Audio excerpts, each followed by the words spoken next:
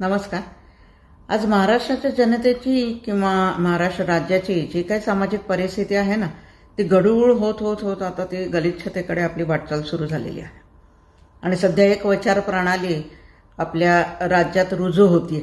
दम है तो, म्हणजे नेते सरकारला म्हणतात दम है तो हे करा, आंदोलक सरकारला म्हणतात दम है तो. त्यामुळे त्याच्यापासून प्रेरणा घेऊन ॲज अ एक जनता, सामान्य जनता महाराष्ट्राची, मी कुठल्याही पक्षाची कार्यकर्ती नाही, होण्यात इंटरेस्ट तर त्याहूनही नाही, पण एक जनता म्हणून आंदोलन करते असू दे, जे जे समोरच्याला प्रश्न विचारतात ना, दम है तो, त्यांच्याबद्दल, त्यांच्या ज्या कृत्यांबद्दल आम्हाला साशंकता आहे. एक जनता म्हणून मला पण त्यांना काही प्रश्न विचारायचे. आता दम है तो त्याची उत्तरं द्यावेत. पहिला प्रश्न आहे आंदोलनकर्त्यांसाठी. सध्या महाराष्ट्रात मराठा आंदोलन चालू आहे. बरं, तुमच्या आंदोलनाला माझा काही विरोध नाही आणि तुमच्या आरक्षणामुळे माझं काही वैयक्तिक नुकसान होणार नाही. त्यामुळे मराठा आंदोलनाच्या किंवा आरक्षणाच्या मी विरोधात आहे असा कृपया गैरसमज करून घेऊ नये. मला आरक्षणाची गरज नाही. त्यामुळे प्रश्न फक्त एवढा आहे की ज्या वेळेला तुम्ही आज म्हणता की 40-50 वर्ष तुम्ही या आंदोलनासाठी झटताय, मग इतके वर्ष जे मराठा मुख्यमंत्री होऊन गेले त्यांनी तुम्हाला आरक्षण का नाही दिलं? त्यांच्या विरुद्ध तुम्ही गलिच्छ भाषा का नाही वापरलीत? का त्यावेळेला तुमच्यात दम नव्हता? तिसरा प्रश्न, 2018 जेव्हा देवेंद्र फडणवीस यांनी हायकोर्टात टिकणारं जेव्हा आरक्षण दिलं होतं, त्याच्यानंतर महाविकास आघाडीचं सरकार आलं की ज्यांनी सुप्रीम कोर्टात ते घालवलं. त्या महाविकास आघाडीच्या नेत्यांबद्दल, मुख्यमंत्र्यांबद्दल तुम्ही एक चकार शब्द काढत नाही का? तुमच्यात दम नाहीये? तुम्ही आत्ताच्या सरकारला जेव्हा त्यासाठी जबाबदार धरताय तेव्हा तुम्ही जबाबदार धरू नका असं मी अजिबात म्हणणार नाही, पण मग महाविकास आघाडीने जेव्हा घालवलं त्याच्याबद्दल तुम्ही एक चकार शब्द का काढत नाही? त्याच्याबद्दल दम हे तो उत्तर द्या. पाचवा प्रश्न, महाविकास आघाडीच्या काळात जेव्हा तुमचं आरक्षण गेलंय तुम्हाला असं कळलं, त्यावेळेला तुम्ही आंदोलन का नाही केलं? हे 1 लाख मराठा, 10 लाख, 1 कोटी, तेव्हा 5 कोटी कुठे गायब होतात तुम्ही सगळे? जरांगे पाटील कुठे होते महाविकास आघाडीच्या काळात? सरकारच्या विरोधात तुम्ही घोषणा द्या किंवा देऊ नका असं मी अजिबात तुम्हाला सल्ला देणार नाही, पण त्याला एक काहीतरी मर्यादा असते. तुम्ही जेव्हा संविधानाचा आधार घेता ना, आपण म्हणतो ना शाहू फुले आंबेडकर, मग आंबेडकर साहेबांनी जे संविधान लिहिलेलं आहे त्या संविधानिक पदावर जे लोक बसलेले आहेत, मग ते अधिकारी असू देत, मुख्यमंत्री असू देत, सरकारमधले कुठलेही नेते असू देत, ते देशातला जनाधार घेऊन तिथं जाऊन बसलेले आहेत. त्यांच्याबद्दल अपशब्द वापरायचा तुम्हाला काहीही अधिकार नाही. त्यावेळेला संविधानाचा अपमान होतोय असं वाटत नाही का तुम्हाला? कुठल्याही नेत्याबद्दल अपमान करणारे किंवा अपशब्द वापरून, शिव्याशाप देऊन हे तुम्ही कुठं करता? महाराजांच्या पुतळ्याच्या खाली बसून. तेव्हा महाराजांचा अपमान होतोय असं नाही वाटत तुम्हाला? ही संस्कृती आहे महाराष्ट्राची, ही शिकवण दिली तुम्हाला महाराजांनी. कुणीही येते आणि सरकारवर किंवा तुम्हाला विरोध केला की तुम्ही शिवेच घालायला सुरुवात करताय. विरोध करा, विरोध करण्याला अजिबात आमची ना नाहीये, पण विरोध करण्याला एक पद्धत असावी लागते. पण आत्ता मराठा समाज म्हणजे शिवीगाळ करणारा आणि त्यांच्या विरोधात कोणी बोललं तर मारहाण करणारा किंवा एकदम शिवीगाळीवरच उतरणारा अशी एक कुठेतरी प्रतिमा तुम्ही तयार करताय आणि याला तुम्ही स्वतः जबाबदार आहात. इतरांना त्याच्यासाठी दोष देऊ नका. दम है तो, महाविकास आघाडीचे नेते सुद्धा आत्ता जे बरळतायत ना, बाहेर बरळतायत, मी हाच शब्द वापरणार. तुम्ही जेव्हा जनरल डायर म्हणता ना सरकारला, जनरल डायर कोण होता हे इतिहासात माहिती आहे तुम्हाला? माहिती असेल तर तुम्ही हा शब्दच वापरला नसता. तो ब्रिटिशांचा माणूस होता, तो ब्रिटिश होता, तो भारतीयांचा शत्रू होता, तो त्याचं काम प्रामाणिकपणे करत होता. तुम्ही त्यांबद्दल बोलणार आहात की ज्यांनी ऍक्च्युअली गोळ्या झाडण्याचं काम केले ते कोण होते? ते ब्रिटिश नव्हते. तळागाळातले शिपाई हे भारतीयच होते, मग ते कुठल्याही धर्मजातीचे असू देत. त्यांच्याबद्दल कधी बोलण्याचं धाडस केलं तुम्ही? तुम्ही बघितले ते शिपाई कोण होते? ज्यांना निशस्त्र आपल्या बंधू भगिनींवर गोळ्या झाडताना लाजही वाटली नाही, त्यांच्याबद्दल तुम्ही एक चकार शब्द बोलत नाही आणि जनरल डायरचं उदाहरण देताय तुम्ही. कोण होते ते शिपाई? कुठल्या जातीचे होते? म्हणजे क्रांतिकारक हेही आपल्या समाजाचे, जे स्वातंत्र्यासाठी लढत होते आणि त्यांच्यावर गोळ्या चालवणारे, लाठीचार्ज करणारे हेही भारतीयच होते. आदेश देणारा भले जनरल डायर असेल, पण बंदुकी उचलून गोळ्या झाडणारे हे भारतीयच होते आणि ती लाजिरवाणी गोष्ट आहे. तो भारताचा इतिहास अतिशय संतापजनकच आहे. त्याच्यावर कधीतरी काहीतरी बोला तुम्ही. आत्ता जेव्हा आंदोलनात पोलिसांनी लाठीचार्ज केला हे दिसतं, पण असे पण व्हिडिओ समोर जेव्हा येतात ना, तेव्हा आंदोलकांनी त्याच पोलिसांवर दगडफेक केली आहे, त्याच्याबद्दलही तुम्ही काहीतरी बोला. एका साईडने बोलू नका. आणि महाविकास आघाडी कुठल्या बाबतीत बोलते हो? तुमच्या कारकिर्दीत 2-2.5 वर्षाच्या कारकिर्दीत काय काय गुण धळत पोलिसांनी हे बघितलंय की आम्ही. सुशांत सिंग राजपूतच्या केसमध्ये मुंबई पोलीस स्वतःच पुरावे नष्ट करण्यात गुंग होते. ऑब्व्हियसली ते कोणाच्या तरी सांगण्यावरूनच करत असणार, पण म्हणजे केलं ना त्यांनी. पालघरमध्ये ते म्हणतात ना मुंबईत एवढे शिवसैनिक वाघ आहेत. कुठे होते ते वाघ त्यावेळेला, जेव्हा 2 निशस्त्र साधूंना बेदम मारहाण करून शेवटी जीवानीशी मारण्यात आलं. अख्ख्या जनतेने आपल्या स्वतःच्या डोळ्यांनी तो सगळा प्रसंग पाहिलाय. जीव तुटत होता त्यावेळेला. लाज नाही वाटत तुम्हाला त्याबद्दल गप्प बसायला? त्या पालघरवर तुम्ही कुठलीच कारवाई केलेली नाही. काय झालं तिथे? ते पोलीस स्वतः मुळात म्हणजे जमावाच्या स्वाधीन करत होते त्या साधूंना. काय वय होतं त्यांचं? 70 वर्षाचं. आणि हा तमाशा समस्त मराठी बेशरम जनतेने नुसत्या उघड्या डोळ्यांनी बघत बसलेला आहे. त्यावेळी प्रश्न विचारता नाही आले तुम्हाला. आज तुम्ही पोलिसांवर प्रश्नचिन्ह उभं करताय, त्यावेळी कुठे होतात तुम्ही? झोपा काढत होतात? अभिव्यक्ती स्वातंत्र्याचे गोडवे खातात ना निखिल वागळे. मग दम आहे तो या प्रश्नांची उत्तरं द्यावेत वागळेंनी, की अभिव्यक्ती स्वातंत्र्य काय फक्त तुम्हालाच आहे का? कंगना राणावतला नाही, राणा दाम्पत्याला नाही.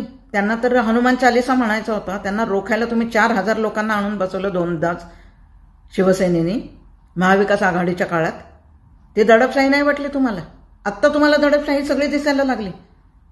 आणि तुमच्या काळातल्या दडपशाहीबद्दल कोणी काय बोलायचं मग? याचा अर्थ मी आत्ताच्या सरकारची बाजू घेते असं नाही. जे कायदा सुव्यवस्था राखण्यात अपयशी ठरतील ते प्रत्येक सरकार जबाबदार आहे. आंदोलन जेव्हापासून चालू आहे तेव्हापासून बघतोय आम्ही. आंदोलन करा, करण्याबद्दल काही नाही, पण एक मुख्यमंत्री किती नमतं धोरण घेताय तुम्ही? तर माणूस तिथं बसल्या बसल्या कुठल्या तरी अपेक्षा करतोय. तुम्ही स्वतःच काल म्हणताय, आता तुम्ही त्यांना कसं काय दोष देता? ते स्वतःच आज एक भूमिका घेतात, उद्या वेगळीच घेतात. त्यांनी काहीतरी वेगळी भूमिका घेतली की चालले आपले गिरीश महाजन तिकडे, चालले अधिकारी त्यांच्या पायापाशी तिकडे. अरे कुठलीही असमर्थता आहे तुमची? मग ऑब्व्हियसली ते आपल्या मागण्या मान्य वेगवेगळ्या करतच राहणार, कारण त्यांना आरक्षणात इंटरेस्टच नाहीये. मुळात मराठा लोकांना हे जे आंदोलन करते आहेत, जे त्यांना पाठिंबा देतात त्यांना इंटरेस्ट आहे, पण जे आंदोलन करते आहेत ना त्यांना अजिबात इंटरेस्ट नाही, असं माझं स्पष्ट मत आहे. कारण मुळात म्हणजे ज्या व्यक्तीमुळे त्यांचं आरक्षण दिले त्याला ते शिव्या देत नाहीत. ज्या व्यक्तीमुळे हायकोर्टात टिकलंय ते आरक्षण, तो माणूस आज सत्तेत आहे म्हणून ते त्याला शिव्या देत आहेत. हे बघतोय आम्ही. महाविकास आघाडीच्या काळात जे त्यांचं आरक्षण गेलं त्यावेळेला सगळे मराठी चुपचाप बसून होते. म्हणून आज जरी तुमचं आरक्षण खरं असलं ना तरी ते राजकीयच आहे असंच वाटणार आणि असंच चित्र समोर येतंय, ज्याच्यामुळे तुम्ही तुमचं नाही तुमच्या समस्त समाजाचं नुकसान करणार आहात. कारण तुमच्या या शिवीगाळीला आता लोक कंटाळलीत. आम्हाला नाही आवडत आहे तुम्ही शिवाजी महाराजांच्या पायापाशी बसून वाटेल ते अपशब्द जेव्हा आया बहिणींवरनं शिव्या देताय तेव्हा बघून. आरक्षण मिळत नाहीये त्यामुळे तुम्हाला त्रास होत असेल, ठीक आहे, ती पण एक वेळ तळमळ मी समजू शकते, पण शिवीगाळ हा त्याच्यावरचा उपाय आहे का? आणि यामुळे अख्ख्या राज्याचं तुम्ही नुकसान करताय. तुम्हाला माहिती आहे जेव्हा बाहेर बसून बाहेरचा देशातले लोक जेव्हा महाराष्ट्राकडे बघतायत तेव्हा काय चित्र निर्माण होतंय? कुठल्या कंपन्या इथे यायला उत्सुक असतील आपले इन्व्हेस्टमेंट करायला? तुम्ही आरक्षणाचा विचार करताय 10%, 12%, 13% या लोकांचा. चला एक मान्य करून तुम्हाला 15% मिळालं, उद्या तुम्हाला 15% मिळालं, पण 85% तुम्ही काय करणार? त्याचं काय उत्तर आहे तुमच्याकडे? शून्य. कारण तो विचार तुम्ही केलेलाच नाहीये. 85% शेवटी प्रायव्हेट नोकऱ्यांवरच अवलंबून राहायला लागणार आहे आणि त्या तेव्हाच मिळतील जेव्हा उद्योग या राज्यात येतील. आणि तुमच्या ह्या अशा वागण्यामुळे उद्योजक महाराष्ट्राकडे कायमची पाठ फिरवणार आहे. कारण आता महाराष्ट्राची प्रतिमाच अशी होत चालली की इथले लोक म्हणजे शिवीगाळ करणारे आणि आंदोलन करणारे, जे आपला व्यवसाय कधीच पुढे नेऊ शकणार नाहीत. एक जनरल परसेप्शन होऊन जातं.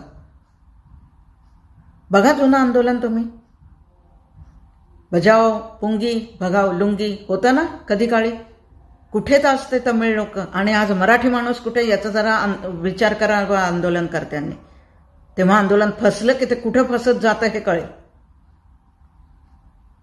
आणि हा फक्त 85% लोकांचा प्रश्न नाहीये का महाराष्ट्रात फक्त मराठाच राहतात का काय, इतर जातीचे लोक राहत नाहीत? त्यांच्याही प्रायव्हेट नोकऱ्यांवर तुम्ही गदा आणताय. बरं तुमचं आरक्षण आहे ते फक्त स्टेट गव्हर्नमेंटमध्ये चालणार आहे, म्हणजे परत सेंट्रलमध्ये तुम्हाला स्वतःच्या कुवतीवरच पुढे जायचंय ना. अरे मग दम है तो, मी आता तुम्हाला म्हणते दम है तो तुम्ही तुमचं साम्राज्य निर्माण करून दाखवा, जसं महाराजांनी केलं. ते कोणाच्या पायापाशी नाही गेले स्वतःच्या मागण्या घेऊन. 18 पगड जातीच्या लोकांना एकत्र घेऊन स्वतःच्या हिमतीवर जे पुढे गेले ना, त्यांनी दम है तो हा प्रश्न विचारायचा.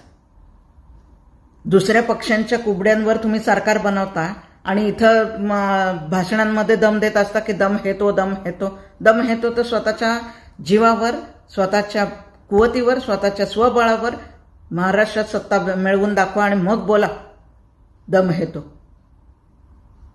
इथं फक्त राजकीय पोळी भाजण्याचं काम चालू आहे सगळ्यांचं. विरोधक आहेत, त्यांना कुठून तरी ते सरकार कधी पडते याचीच ते वाट बघतात. अरे पण तुम्हाला मिळालं होतं ना, तुम्ही टिकवायचं होतं ना, काय केलं तुम्ही? अरे तुमचाच एक पोलीस जिलेटिनचे कांडे ठेवतो उद्योजकाच्या घराच्या बाहेर आणि तुम्ही म्हणताय उद्योजकांनी इथे यावं म्हणून. अरे काहीतरी लॉजिकल बोला.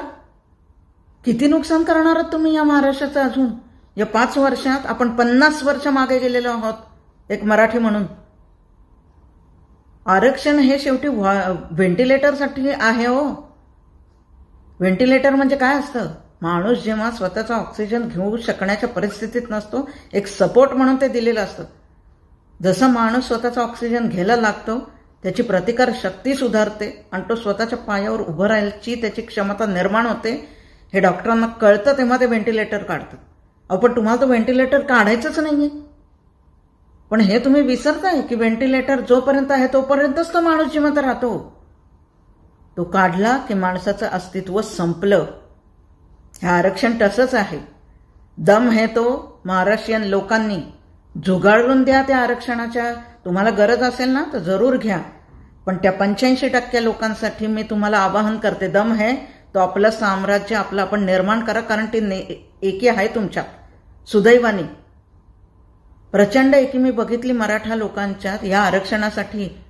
मग 100%साठी तुम्ही तुमचं साम्राज्य उभं करायला तुम्ही एकी वापरू शकत नाहीये. हा विचारच तुमच्या मनात नाहीये. तुमच्याकडे नुसती एकी येऊन उपयोग नाहीये. तुम्ही कधीच पुढे जाणार नाही का तर तुमच्याकडे नेतृत्व विजन असलेलं नाहीये. तिथं तुम्ही मार खाताय. आज तुमच्याकडे शेती करायला शेती आहे, तुमच्याकडे एकी आहे, अनेक व्यावसायिक गोष्टी आहेत की ज्याच्या एकत्र येऊन आपल्याच बांधवांना, तुम्ही इतरांना पण मी म्हणते नोकऱ्या देऊ नका. शिक्षण हे जातीवर नसतं. देवाने प्रत्येकाला कुठली ना कुठली तरी कला दिलेली आहे, बुद्धी दिलेली आहे. त्याचा चांगला वापर करून आपल्याच बांधवांना नोकऱ्या द्या. पण त्या 15%बरोबर त्या 85%चाही विचार करा, एवढं प्रामाणिक सांगणं आहे. आणि तुमच्या आरक्षणाला, परत सांगते, तुमच्या आरक्षणाला माझा विरोध नाही. हां, पण आरक्षण करण्याच्या पद्धतीला मात्र विरोध आहे. अपशब्द वापरणं टाळा, शिवीगाळ टाळा. आपल्या जनतेची आपणच काळजी घ्यायची. तुम्ही जेव्हा जाळपोळ करता, आज एक बस जाळली, त्या बसनी कुणाला कुठेतरी जायचं असेल, परीक्षा असतील, कोणाला तरी दवाखान्यात न्यायचं असेल, एखाद्या हकनाक, एखाद्या निष्पाप माणसाचा जर का त्या वेळेला जीव गेला ना उपचारांव्यतिरिक्त, तर त्याला कारण तुम्ही असाल, सरकार नाही. कारण ती जी बस येते ना ती जनतेच्या टॅक्समधून येते. अहो, जेव्हा तुम्ही कुठला तरी एक बिस्किटचा पुडा जेव्हा विकत घ्यायला जाता तेव्हा कुठं ना कुठेतरी वॅट भरताय ना तुम्ही. 1 रुपये का होईना. पण कुठेतरी कुठल्या तरी गोष्टी जेव्हा तुम्ही विकत घेता तेव्हा गव्हर्नमेंटला टॅक्स देताय ना, मग त्याच टॅक्समधनं या बसेस येतात ज्या आपल्या सुविधेसाठी आहेत. तुम्ही आज तुमच्या जिल्ह्यातली जवळपासच्या गावातली कुठली तरी बस जाळली म्हणून शहरातल्या लोकांचं काही बिघडणार नाहीये, पण पैसा आपला जातोय हे बस जाळताना विचार करा. आणि बस जाळून तुम्हाला आरक्षण मिळणार नाहीये. म्हणून हे दम है तो हे प्रश्न विचारणं बंद करा. दम है तो साम्राज्य निर्माण करून दाखवा, दम है तो स्वबळावर सरकार बनवून दाखवा, आणि दम है तो या प्रश्नांची उत्तरं पण देऊन दाखवा. आणि शेवटी जनतेसाठी म्हणेन, दम है तो व्हिडिओ शेअर करून दाखवा.